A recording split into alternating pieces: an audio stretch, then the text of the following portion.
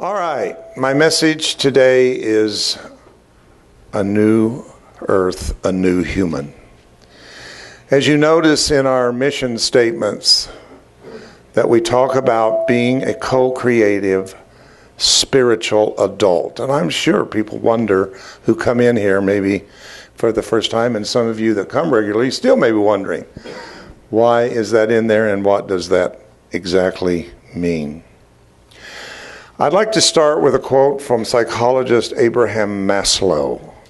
I'm sure some of you have run into this great psychologist and speaker. But he said, just put it bluntly, we need a different kind of human being.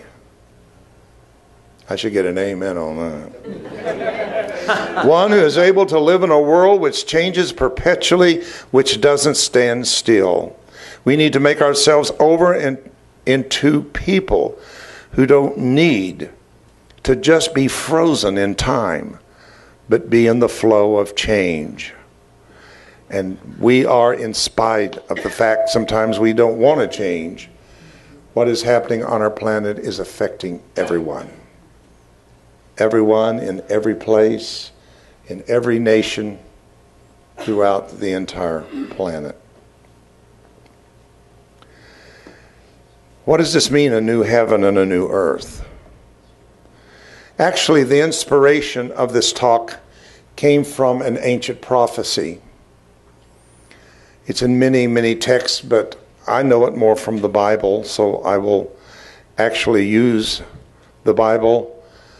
In 1 Peter 3:16 it says, "But the day of the Lord will come as a thief, in which the heaven will pass away with a great noise, and the earth and the works therein." I think there's a lot of noise. When I turn on my television, I hear a lot of noise. So that's a sign that this is taking place. It's in the Old Testament, it's in the New Testament both, that there shall be the collapsing of an existing world order and an arising of a new heaven and a new earth. Now we here at Unity understand that heaven does not mean some glorified Disneyland up in the sky somewhere. But actually the word heaven comes from a word oranos in the Greek, which has been translated heaven, which is masculine. I know we don't understand that sometimes in English because we don't have feminine, neutral, and feminine word endings. But in most languages there are. You that are Spanish and know Spanish language, you know that you have to learn those kind of things that we don't. But in the Greek, it is a masculine.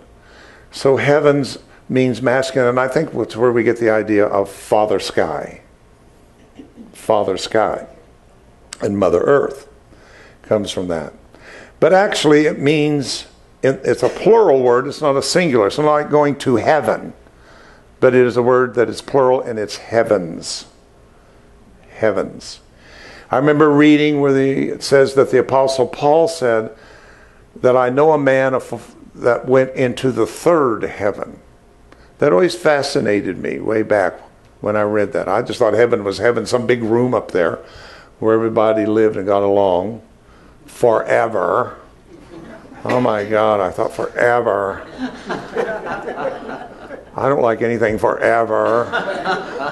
You know, I mean, when we've been there 10,000 years, then there's another 10,000 years to go. So I was kind of interested to find out that heavens was really speaking of spiritual dimensions. Heavens, dimensions. That the heavens is not a location, but we refer to it in Unity as a realm of consciousness. It also means the word elevation, so it's an elevated state of consciousness. It says of the teacher Jesus that with his feet right on the earth, the Son of Man is in heaven. He didn't have to go to heaven, but he understood there was a realm of consciousness that was elevated beyond the norms of the world's order. And today we call that, also in Unity and other metaphysical New Thought communities, values, principles, or divine law. Divine law. That rules over all the laws of men. At the end, that is the law that will actually be what will affect our lives. Karma, for instance. Action, reaction. What goes around comes around. It's a law. It's a law like gravity. You don't have to believe in gravity. But the law of gravity will keep you in that seat. Unless you're very, very unusual and special, which I always leave open. I never know when somebody's just going to levitate right on up. Anything is possible. But I'm saying most of us are probably going to stay in our seats because of gravity. So that's heaven. Heaven is an inner realm of consciousness that has been evolved. We call that the raising of consciousness. Now there's a universal consciousness. It's called many things, but most of us are pretty comfortable to call it Christ consciousness. Again, these are simple things I'm getting ready to say to you, but many people believe that Christ is Jesus' last name. Just like Hulse is my last name, Mr. Hulse. But he wasn't Jesus Christ. He was Jesus the Christ. Christ was the Son of God. It didn't say Jesus, nowhere did it say Jesus was the Son of God. It says Christ. Peter, who do they say I am? Thou art the Christ, the Son of the living God. That's it. He said, let's build a church. Or an ecclesia. Or a spiritual community. Not a building. Not an edifice. That's not what a church is. A church is not the building. You all think you got to come to the church. No. You came to this building here at 404 East Arrowwood. You're the church. The church came to the building. It's the people. It's the community.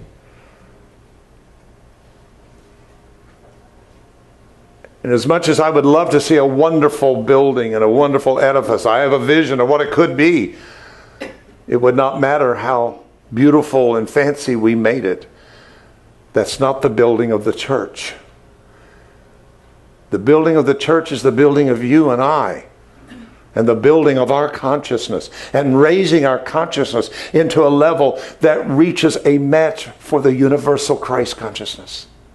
And that which is two is made one in that moment. Maybe you've had that experience. Maybe you're seeking that experience. Maybe you've never heard of that experience. But there's nothing greater than the moment that you and the divine are made one. So heaven and earth. Earth, on the other hand, is an outer manifestation and form of the inner heaven. So let it be done in my earth, just as it is in my heaven. We used to sing a lot. It's in the Lord's Prayer. Let it be done in earth, outer form, just as it is in heaven. So your body, your outer life, is the effect of the inner cause of your life. So for a moment, maybe we'll do a little bit of self-examination. Just within yourself. What drew you to get up today? Some of you drive a long way to get here. I know that's an effort. It's a commitment.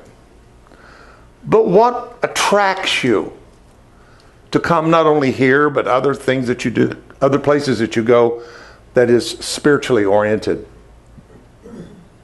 What attracts you toward that? Where others could have cared less today. They didn't want to get out of bed. They wanted to go do something else. But you came into this and to be a part of this community because we're all looking for the manifestation. The manifestation. This is why such things as healing has shifted from its fix me, I'm broken, to raising a consciousness that matches the frequency of health. Health is better than healing. To live in a state of health rather than just pieces of you getting sick and then going to someone who can fix it is the lesser of the glories. It's a glory. Oh, yeah, if you hurt and somebody can do something, lay hands on you or has a tuning fork or something that they can make you not have pain, that's a glory, but it's not the greater glory. It's the lesser glory. The greater glory is to raise your conscious to a level that you have an experience of knowing, epignosis, who you are. That you are a part of the sacred, of the divine. Then we'll no longer say things like, I am sick. Because when we are one with the I am cannot be sick.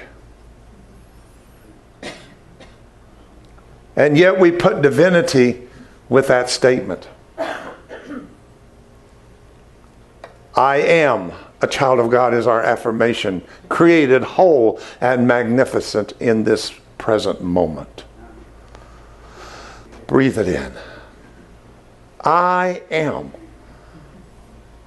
I am what? What are you? I am sick.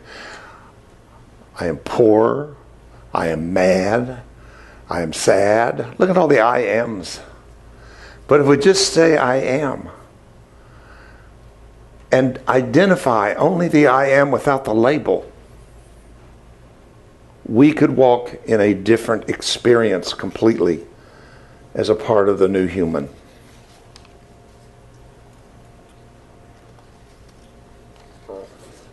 The new earth and the new human will merge in what I call Epoch 2 or 3. Epoch 2, 3. I know people say I say that wrong, but it's an epic is a smaller time than an epoch. It's a larger time. And we've been through and entering the second epoch of our experience of evolution, coming from the very early years of innocence. Innocence. A time in which we had not even developed a consciousness. Consciousness is pretty new in the scheme of evolution. For many, many years, humans lived by their nervous system, basically. They either lived by fight and flight, or they were productive. And they learned how to make fire and how to use tools and how to cultivate and agriculture. That was the two things to do, was either to grow or was either to go into a state of fear and survival of the species. Every one of us has in our brain what's called the RX factor, which is the reptilian brain. And if you look at a reptile, and a reptile sees something coming, it's going to do a couple of three things, and that is either it's going to eat what it sees, or be eaten by what it sees, or mate with it. And that's where a lot of humans live. Either I'll get you, or you'll get me. And if that don't work, let's get together. How about a date? Which correlates to your first three chakras. Absolutely, your lower chakras. Most humans live in there. This is why the heart and the heart math is so important to this community, because it teaches us a portal of how to move out of survival, human species, in through the heart into the inner workings of spirit. Heart is the only thing that really connects us to spirit. Spirit is not an intellectual term. It's not something we talk about. It is something that lives us. Spirit has incarnated into the human experience to live us. But you see, I spent years trying to live it. Failure. Oh, my greatest desire as a young Christian and a young minister, Lawrence, was to live my life for God. And I worked so hard to do everything I could. I prayed every chance I could get. I just ran out of things to pray for. You know, I prayed for the dog. I prayed for anything. And then I'd fall asleep. Then I'd feel guilty because it says pray without ceasing. So then I had to go back and repent again and start all over. You know, it's very complicated. You think this is it's very complicated to try to figure this out, how to live the perfect life by the works of your outer self. It will not work. You will fail every time.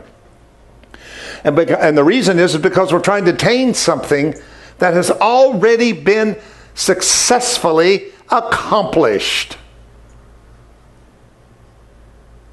Creation is accomplished. Now that's where the celebration comes from. We call this part of the service celebration. And what that means is we come in here and we all most likely have something physically or mentally or emotionally that we would probably feel better about today. Maybe you got a pain somewhere. You know, you got a bad knee, a shoulder, you know, back, something like that. But instead of saying, God, heal me, and if you don't, what's wrong with me that you would not heal me? It is to pierce through that veil of illusion and appearance and move into the place in which we can see ourselves through faith. There's definitely a reason why Charles Fillmore made faith first. Faith is the first power of the 12 that has to be established in us. What is faith? I'm not talking about religious faith. Religious faith is just a blind belief. Believe it because it's in the Bible. Believe it because the preacher said it. Just believe it. I'm talking about faith as an experience that exalts your consciousness into the higher atmospheres of your mind, where you experience knowing that you are created whole and magnificent children of the universe right now. That's where faith will take you, behind the veil of illusion. But if you're going to rely on your five senses, you're going to start from the point of the belief of lack. I lack health, I lack finance, I lack a partner in my life, I lack whatever. But faith is not a belief in lack. It is the knowing of the success of creation that we celebrate. Spirit is creating a new heaven. It's transforming the soul of humanity. And it is calling us forward into adult maturity. Now real quickly, I gotta stop. This is a big subject for me, so just take a little bit of it. So the early epoch was the fact that we just looked at the way things were. And my God, out of the woman came physical life. That's all they knew. They didn't have a religion. They never heard the word spiritual. They never heard any of these religious terms that we use. All they knew was that life, physical life, came from the womb of the woman. Therefore, it was sacred. And they honored it. For a man to go into a woman where creation came from was seen as a very, what we'd call, spiritual act. In fact, temples were made for it. And I say that because it bothers me that the time you get to the Christian Jewish Bibles, all of that becomes of the flesh and orgies, and we're a bunch of wild party people, just totally uncontrolled by our senses, just having sex all over the place. That's not true. That's not what it was. And men finally figured it out because they watched Father Sky rain on Mother Earth. So they're down there whittling on the porch at the Good Old Boys Club, and one of them says, you know what, I just had an idea. Mother Earth does not give us and nurture us unless Father Sky rains on her. Some guy says, well, I'm glad you mentioned that. Because if you noticed, if we don't go into the woman, she does not bring forth life. And at that moment, men felt tremendously empowered beyond the woman. Which leads us to Epoch 2, when we move into adolescence. 10,000 years of dominion over the earth, men over women, reductionism. And that's what we're trying to move out of now. Everything that you see in these characters that have popped up into our lives that we can't get away from. And now, I'm not going any particular way here. Thank you. But I'm not trying to be political. I'm just saying that it so bothers me when I hear the talk from people about these people, and to realize that we manifested these people out of the collective consciousness of humanity itself. It's about us. It's not just about them. By themselves, they can't do a whole lot. Don't be afraid of them. There's a whole system out there that they have to go through. Let's not project on them what we need to heal in us. If these people are pushing your buttons, say, what is in me, Holy Spirit, that I need to heal today? Every one of it. And I'm saying, I said this to the class Wednesday. I'm really winding up. I said to the class Wednesday, I said, we are unity. We are spiritual beings. We have been raised to a certain level of consciousness where it says much has been given and much is required of us. I expect something different out of myself even. I've fallen into this too, but I'm aware of it. And I want you to be aware of it, that all this criticism and all this talk about how horrible so-and-so is, or he is, or she is, or whatever, is not the way for us to hold spiritual space in the collective consciousness of this planet. Amen. Our position is to hold love and unconditional. Do not look at the outward appearance of things.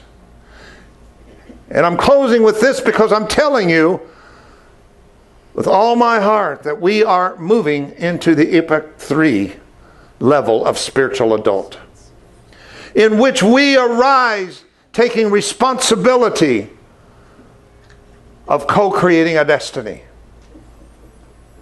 People are looking for Jesus to come back any moment and rescue this. As I've said before, some are looking for the mothership to land. I don't know what you're looking for, but I'm telling you what you're looking for out there to rescue is already in you right now. And it's called Christ in you, the hope of glory. Somebody help me. I may preach just a little bit now. Christ in you is the hope. I didn't say Christ out there or some Messiah coming or somebody coming. The Christ in you needs to appear in you as you, and the world will shift and change. Preacher, preacher.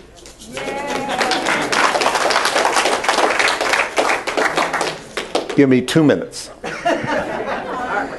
This is something that was given to me some time ago called the Children of the Dream. And it's a baby was born about 11 years ago here in the U.S. that was born with AIDS. And they observed this baby, and all of a sudden AIDS was completely gone. They could find no sign of AIDS anywhere. And they took his cells out and put it in a petri dish, and they gave it 200% lethal doses of what causes HIV/AIDS, and he did not take. They put in cancer. It did not take. It would not take any disease whatsoever. They became so interested that they began to do a research at UCLA. And this came out that he had different DNA than most humans who are Homo sapien. You understand what I mean? That's who we are. We're the Homo sapien species. We have, real quick lesson, we have 64 ways in which the letters of our DNA can be combined. Homo sapien humans only have 20 of those turned on of the 64. This kid, when they tested, had 24 codons in his DNA. Now, what I'm getting to is they continue to do this testing all over the world. Now, this is several years ago. It was 10,000 and then 100,000 and 1 million of them at this point. And that was years ago. UCLA, by watching worldwide DNA testing, and here's what I want to close with, estimates that 1% of the world has new DNA. That breaks down to approximately 60 million people who are not human by the old criteria. The new human is here. Look at your grandchildren. Those they call the indigo children, the crystal children, the children of China, who have something different in them, that are being pushed into special programs of school because they think something's wrong with them. Put on medications and Ritalin to dumb them down, fluoride in their toothpaste and in their water. But I'm telling you, that day is over, that we have been manipulated and dumbed down. There is an arising within humanity today as it takes its place as the divine human. You are the new human because there is a new earth. Amen. All right. So be it.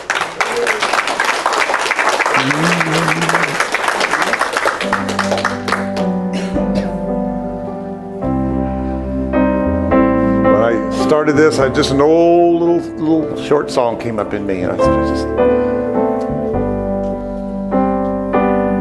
I see a new heaven, I see a new earth. The old one has all passed away. Gone are the old ways, all things are now new. For God is creating a new life in you. I see a new heaven, I see a new earth. The old one has all passed away. And gone are the old ways, all things are now new. Because God is creating a new life. I gotta sing it just one more time. I see a new heaven, I see a new earth. The old ones, they're all passing away. Gone are the old ways, all things are now new. God is creating a new life in you.